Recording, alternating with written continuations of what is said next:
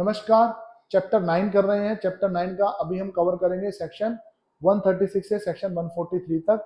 अभी तक हमने श्योरिटीज की कंडीशंस पढ़ी थी, किस किस कंडीशन में श्योरिटी चाहिए होती है और किस किस के लिए चाहिए होती है। अब आगे पढ़ेंगे कि किस तरीके से उसको एग्जीक्यूट किया जाता है और किस तरीके से उसको डिस्चार्ज किया जाता है, क्या क्या आगे कंडीशन आती है। पढ़ते हैं सेक्शन 136 से सेक्शन 143।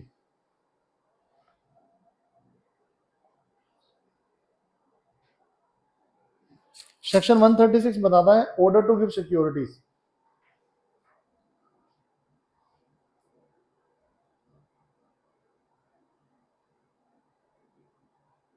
अब इंक्वायरी के बाद पता चल जाता है कि जिस व्यक्ति के खिलाफ इंक्वायरी चल रही थी उसके लिए जरूरी है should execute a bond with और without surety. Magistrate shall order accordingly provided that, क्या प्रोवाइडेड दैट आता है, no person shall be order to give security of nature different from और of an amount larger than और for a period longer than that specified in the order made. वो तो हमने पहले भी पढ़ा हुआ है, इसकी फिर कंडीशन डाल दी। जैसा ऑर्डर है, जिस तरीके का ऑर्डर है, एग्जैक्टली उसी तरीके की श्योरिटी देनी है। हर बॉन्ड का अमाउंट फिक्स होगा with due regards to circumstances of the case. जैसा केस है, सर्कमस्टांसेस है, वैसे उसकी बॉन्ड फिक्स होगा। And shall not be excessive, उससे ज्यादा नहीं होगा। अगर कोई श्योरिटी हमने किसी माइनर के लिए करनी है तो बॉन्ड उसके shall be executed only by his sureties. Guardian जो है वो उसकी श्योरिटीज को फुलफिल करेंगे। सेक्शन 137 आ जाता है discharge of person informed against. अब पता चला कि जिसके खिलाफ इंक्वायरी चल रही थी उसके लिए ऐसी कोई चीज जरूरत थी नहीं, वो शांति भंग करने वाला था ही नहीं।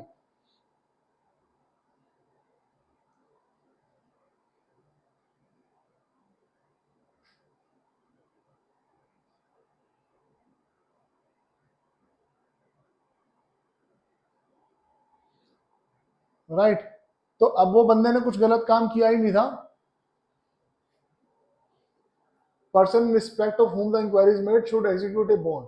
अब जो पर्सन जिसके ऊपर इंक्वायरी बनाई गई थी should execute a bond, the magistrate shall make an entry on the record to that effect and if such person is in custody only for the purposes of the inquiry।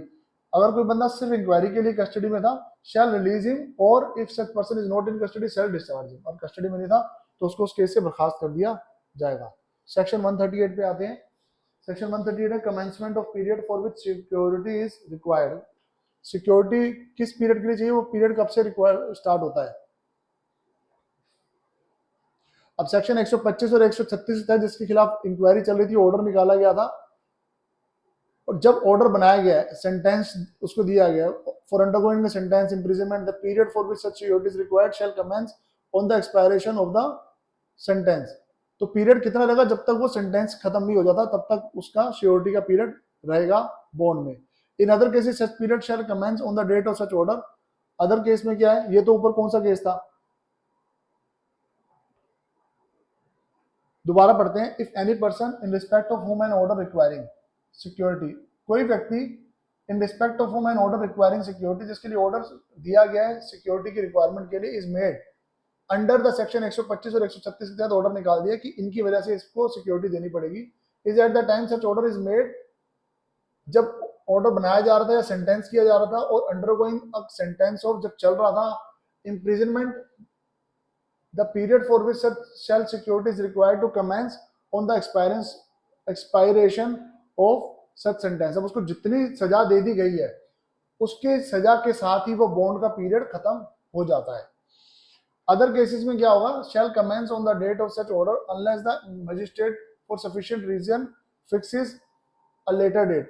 Other cases में क्या, such period shall commence, वो period कहां से start होगा, on the date of such order, जब order दिया गया, unless, यदि the magistrate for the sufficient reason fix a later date, या तो वो उस डेट पे खत्म हो जाएगा जिस दिन उस दिन से स्टार्ट होगा जिस दिन से ऑर्डर स्टार्ट हुआ है, या अगर मजिस्ट्रेट कोई डेट जो है सफिशिएंट रीजन के साथ कोई और बात की डेट देता है तो बताएगा कि नहीं इस ऑर्डर के साथ नहीं अगली डेट से स्टार्ट होगा और इसका रीजन ये है। Section 139 content of bond. Bond में क्या क्या होता है, the bond to be executed by any person shall bind him to keep the peace और to be a good behaviour. तो पहले तो उसके लिखा जाएगा शांति बनाए रखेगा, अच्छा व्यवहार करेगा जैसा भी केस है। And in the latter case the commission or attempt to commit or the abetment of any offence punishable with imprisonment wherever it may be committed is breach of bond. लेकिन अगर ऐसा कोई भी वो काम करता है बाद में बॉन्ड भरने के बाद, कोई कमिट करता है, अटेम्प्ट करता है या कमिट करने की कोशिश करता है किसी अपराध को, किसी को प्रोत्साहित कर रहा है, प्रोवोक कर रहा है, या ऐसा कोई भी ऑफेंस कर रहा है, पनिशेबल है जो इम्प्रिजनमेंट के साथ, wherever it may be committed is breach of bond, वो बॉन्ड का ब्रीच कहलाएगा। सेक्शन 140 थोड़ा सा लंबा है, 141 और लंबा है। सेक्शन 140 है power to reject surety.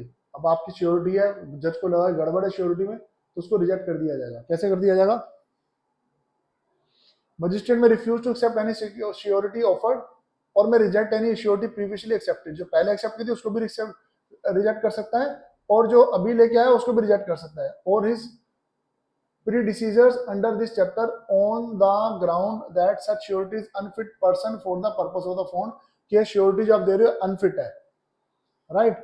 Provided that before so refusing to accept or rejecting any such surety, he shall either himself hold an inquiry on oath into the fitness of the surety or cause such inquiry to be held and report to be made thereon by magistrate subordinate to him। लेकिन reject करने से पहले reason देना पड़ेगा, reason के लिए inquiry करनी पड़ेगी, या तो वो खुद करेगा या उसका सबऑर्डिनेट मजिस्ट्रेट उसकी इंक्वायरी करेगा, तब जाके श्योरिटी को कैंसिल किया जाएगा।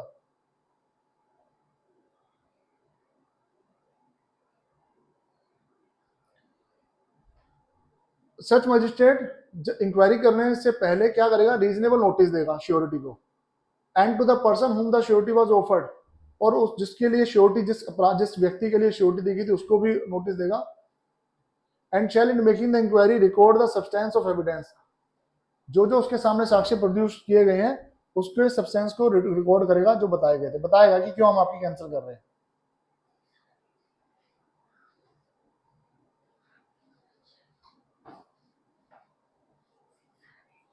If the magistrate is satisfied हो जाता है after considering the evidence so adduced either before him, चाहे उसके सामने दिया गया है या उसके सबऑर्डिनेट के सामने दिया गया सेक्शन 1 के तहत, रिपोर्ट ऑफ सच मजिस्ट्रेट जो उसने दी है that surety is an unfit person, कि अनफिट पर्सन है for the purpose of the bond, he shall make an order refusing to accept or rejecting as the case may be such surety and recording his reasons for doing so, और उसके record कर देगा reason. Provided that before making an order rejecting any surety who has previously been accepted, the magistrate shall issue a summon or warrant as he think fit and cause the person for whom the surety is bound to appear or to be brought before him। सम्मन देगा कि आपकी surety reject हो गई है तो आप हमारे सामने पेश हो। सेक्शन 141 पे आते हैं, imprisonment in default of security. अब सिक्योरिटी डिफॉल्ट हो गया तब क्या होगा? जेल होगी। उसकी कितनी कंडीशंस है? कुल मिला के 7 कंडीशंस है।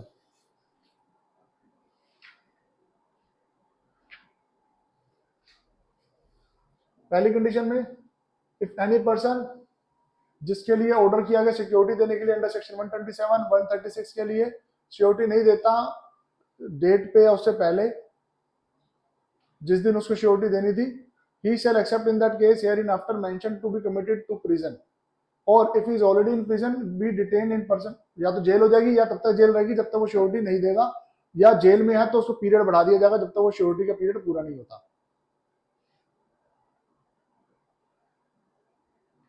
दूसरा सबसेक्शन बता रहा है इसका, बी का सबसेक्शन ए का सब क्लोज बी है, कोई व्यक्ति जिसने बॉन्ड एग्जीक्यूट कर दिया विद और without surety for keeping the peace in pursuance of order, जैसा कि ऑर्डर था उसके तहत बॉन्ड भर दिया under section 136, is proved to the satisfaction of the magistrate or his successor in officer, मतलब मजिस्ट्रेट या उसका subordinate, to have committed breach of bond. अब उन्हें लगता है कि इसने बॉन्ड को ब्रीच कर दिया है श्योरिटी देने के बाद भी, सच मजिस्ट्रेट और सक्सेसर इन ऑफिसर में after recording the grounds of such proof, पहले लिखिएगा कहां से पता चला, क्यों ऐसा लग रहा है कि उसने ब्रीच किया है, order that person be arrested, उसको अरेस्ट कर दिया जाएगा एंड डिटेन कर लिया जाएगा प्रिजन में until the expiry of the period of the bond, and such order shall be without prejudice to any other punishment or forfeiture to which the said person may be liable in accordance with the law, और वो without prejudice होगा to any other punishment or forfeiture to which he said forfeiture to which the said person may be liable in accordance with the law। अब 141 का subsection 2 बताता है, जब magistrate ने order किया है कि श्योरिटी आपके 1 साल से अधिक होगी, such magistrate shall, if such period does not give such security as aforesaid, issue a warrant directing him to be detained in prison pending the order of the session judge and proceeding shall be laid as soon as conveniently may be before such court. अब magistrate को लगा कि नहीं, इसने मेरे को 1 साल की श्योरिटी नहीं दी है, if such person does not give such surety, नहीं दे रहा, इश्यू ए वारंट कर देगा उसको, directing to be detained in person, कि इस वारंट करो, इसको डिटेन करो, pending the order of the session जज and proceeding shall be laid down, और सेशन जज के सामने प्रोसीडिंग ली जाएंगी as soon as the conveniently may be before such court. जैसे ही कोर्ट की कन्वीनियंट होगी वैसे ही प्रोसीडिंग कोर्ट की स्टार्ट हो जाएगी, और जब तक उसका ऑर्डर नहीं आएगा तब तक कार्यवाही जारी रहेगी। 141 का subsection 3, such court after examining such proceeding and requiring from the magistrate any further information or evidence which it thinks necessary, and after giving the concerned person a reasonable opportunity of being heard, may pass such order on the case as it may think fit, provided that the period for which any person is imprisoned for failure to give security shall not exceed 3 years. Now coming to the subsection 4, if security has been required in the course of same proceeding from 2 or more person, अब security एक और 2 से ज्यादा व्यक्ति की जरूरत है, तो क्या होगा, in respect of any one of whom proceeding are referred to the session judge under subsection 2, जिस एक व्यक्ति की जो ऑलरेडी चल रही है, जो सबसेक्शन 2 के तहत सेशन जज के सामने चल रहा है, such reference shall also include the case of any other such person, वैसे ही दूसरे व्यक्ति के साथ किया जाएगा, who has been ordered to give security and the provision of subsection 2 and 3 shall in that event apply to the case of other person. Other person में 2 और 3 के सेक्शन अप्लाई हो जाएंगे, except that किसके अलावा the period for which he may be imprisoned shall not exceed the period of for which he was ordered to give security. उसको उसके तहत जितनी सिक्योरिटी देनी थी उससे अधिक सजा नहीं हो सकती, सजा उतनी ही होनी है जितनी उसको सिक्योरिटी देनी थी। A session judge may in his discretion transfer any proceeding laid before him any under subsection 2 subsection 4 to ASJ additional session judge में, मतलब सेशन जज जो है एडिशनल सेशन जज को अंडर सबसेक्शन 2 और 4 के तहत केस रेफर कर सकता है। अपॉन सच ट्रांसफर सच एडिशनल सेशन जज में exercise the power of session जज, सेशन जज की पावर का प्रयोग करते हुए under this section respect of such proceeding को स्टार्ट करेगा। सबसेक्शन 6 कहता है the security standard to the officer in charge of the jail, security किसको दी गई है, ऑफिसर इंचार्ज ऑफ जेल को दी है। He shall forthwith refer to the matter to the court, वो कोर्ट को मैटर रेफर करेगा और मजिस्ट्रेट को करेगा, who made the order, जो ऑर्डर बनाएंगे, and shall await the order of such court और मजिस्ट्रेट, और उसके कोर्ट के ऑर्डर और मजिस्ट्रेट को कोर्ट के ऑर्डर का वो सिक्योरिटी ऑफिसर इंचार्ज वेट करेगा। imprisonment of for failure to give security for keeping the peace shall be simple, अगर आपने सिक्योरिटी नहीं दी तो आपका जो इम्प्रिजनमेंट होगा वो सिंपल इम्प्रिजनमेंट होगा, रिग्रेस नहीं होगा। imprisonment for failure to give security for good behavior shall where the proceeding have been taken under section 127 be simple, 127 के अंदर जो imprisonment है वो सिंपल है, and where the proceeding have been made under section 128 or 129, 128 or 129 में जो imprisonment होगा वो रिग्रेस होगा, और सिंपल भी हो सकता है as the court magistrate in each case directs, जैसे कोर्ट के सही लगता है वैसे वो सिंपल या रिग्रेस दोनों दे सकता है, लेकिन 127 में तो सिंपल इम्प्रिजनमेंट ही देना पड़ेगा। वो आता ना कह दे बा मुशक्कत, वो रिग्रेस इम्प्रिजनमेंट होता है। सेक्शन 142, इसके 10 सबसेक्शन है। Power to release person imprison for failing to give security, power to release person imprison for failing to give security, किसके पास पावर है, जो बंदा इम्प्रिजन है जिसने सिक्योरिटी नहीं दी उसको रिलीज करने की, अपील में जाएंगे, हायर कोर्ट जाएगा।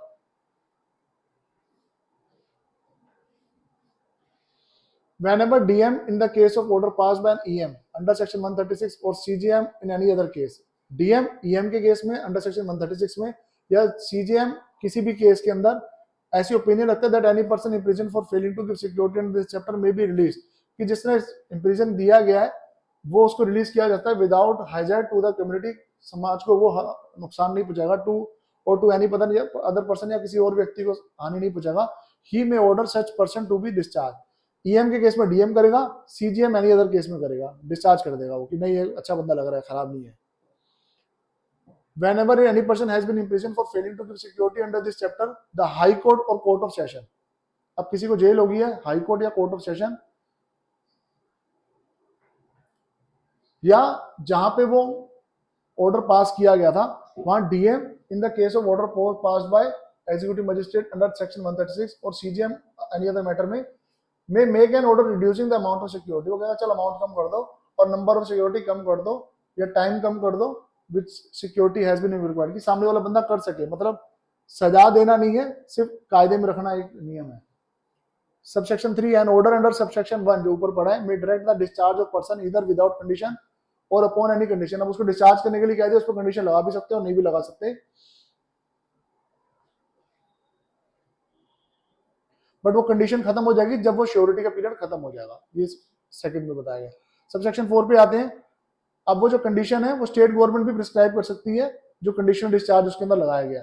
फिफ्थ पे आते हैं, if any condition upon which any person has been discharge, ऐसी कोई भी कंडीशन जिस पे व्यक्ति को डिस्चार्ज किया गया, in the opinion of DM, DM के ओपिनियन में क्या लगता है, in the case of order passed by an EM under section 136, EM ने जो 136 के अंदर ऑर्डर पास किया है, और the CGM any other case में by whom the order of discharge was made or of his successor not fulfilled he may cancel the same। अब उसने कंडीशन पूरी नहीं करी तो वो उस ऑर्डर को कैंसिल कर देगा। सबसेक्शन 6 में आते हैं, when a conditional order of discharge has been cancelled under subsection 5 such person may be arrested, उसको वापस अरेस्ट कर दिया जाएगा by police officer without warrant, कोई वारंट की जरूरत नहीं है, उसने कंडीशन ब्रीच करी है, सीधा उसको अरेस्ट कर लिया जाएगा। And shall thereupon be produced before the DM, DM के सामने लाया जाएगा इन the case of order passed bye EM under 136, और सीजीएम के सामने लाया जाएगा अगर किसी और केस के अंदर बात चल रही है। सबसेक्शन 7 में जाते हैं, जब तक वे व्यक्ति security accordance with the terms of original order नहीं देता फॉर अनएक्सपायर्ड पोर्शन, जितना पोर्शन बच गया of the term for which he was in the first instance committed, जिसमें फर्स्ट इंस्टेंस उसने कमिट किया था, और order to be detained such portion being deemed to be period equal to the period between the date of breach of condition of discharge and the date of which except condition discharge he would have been entitled to release, जब से उसने तोड़ा है और जितना period रह गया उसके बीच का period. DM in that case of order passed by EM under section 136 and CGM in other case remand such person to prison to undergo such unexpired portion, तो जितना पीरियड बचा है उसके अंदर उसको रिमांड पे भेजा जा सकता है। Subsection 8, a person remanded to prison under subsection 7, जिसको साथ में रिमांड पे भेज दिया गया, shall subject to the provision of section 141 141 के प्रोविजन के तहत भी release at any time on giving security, जैसे वो सिक्योरिटी देगा उसको फिर से रिलीज कर दिया जाएगा। सेम टर्म्स रहेंगी जो ऑर्डर में पहले दिया था अनएक्सपायर्ड पोर्शन के लिए, जो भी मजिस्ट्रेट ने पास किया था या उसके सक्सेसर ने पास किया था। सबसेक्शन 9 पे आते हैं, हाई कोर्ट या court of section any time, किसी भी समय, फॉर सफिशिएंट रीजन, जो भी उसके पास सफिशिएंट ग्राउंड है, राइटिंग में रिकॉर्ड करके बॉन्ड को कैंसिल कर सकता है फॉर द पीस ऑफ और बॉन्ड फॉर द पीस और for good behaviour executed under this chapter. मतलब हाई कोर्ट को लग रहा है नहीं बंदा बेकार है, कुछ भी कर सकता है, बॉन्ड कैंसिल करो, उसको वापस उठाओ। डीएम कर सकता है ईएम के केस में अंडर 136, सीजीएम किसी भी केस में कर सकता है। We make such cancellation where such bond was executed under this order and under the order of any other court in his district। तो सब कुछ परमानेंट नहीं है, कंडीशनल है। Any surety for the peaceable conduct or good behavior of another person order to execute a bond under this chapter may at any time apply to court making such order to cancel the bond, and on such application being made the court shall issue a summon or warrant as it think fit requiring the person for whom such surety is bound to appear or to brought before it। अब कोई surety मना कर देती है और लिख के दे देती है कि नहीं मैं इसकी श्योरिटी नहीं देना चाहता, तो कोर्ट सम्मन देगा, उस व्यक्ति को बुलाएगा और उससे बोलेगा कि भाई बाकी की श्योरिटी जितनी बची है दोबारा से दे के ला। यहाँ पे 10 सेक्शंस खत्म हो गए, श्योरिटी के साथ डिस्चार्ज कैसे कर सकते हैं और उसके साथ रिटेन और डिटेन कैसे कर सकते हैं। लास्ट सेक्शन है इस चैप्टर का, section 143, security for unexpired period of bond. Bond का जो अनएक्सपायर्ड पीरियड है उसकी सिक्योरिटी क्या रहेगी? When a person of whose appearance of summon or warrant has been issued under the proviso subsection 3 of section 140 or under subsection 10 of section 142 appears to brought before magistrate court, the magistrate or court shall cancel the bond executed by such person and shall order such person to give for the unexpired portion for the term of such bond fresh security of the same description of the original security। अब उसने वापस cancel करने की appeal लगा दी है, appeal approve हो गई है, अब कहेगा बाकी के पीरियड के लिए वापस या बॉन्ड भरो। Every such order shall for the purpose of section 139 to 142 जो भी हमने पढ़े हैं both inclusive be deemed to be an order made under section 125। जो भी ऑर्डर निकाले गए हैं पर्पस 139 142 में दोनों इंक्लूड करके shall be deemed to be order made under section 125 and section 125 और 136 के तहत के ऑर्डर ही कंसीडर किए जाएंगे एज द केस में भी। यहाँ पे चैप्टर 9 खत्म होता है, मिलते हैं जल्दी चैप्टर 10 के साथ। बहुत बहुत नमस्कार।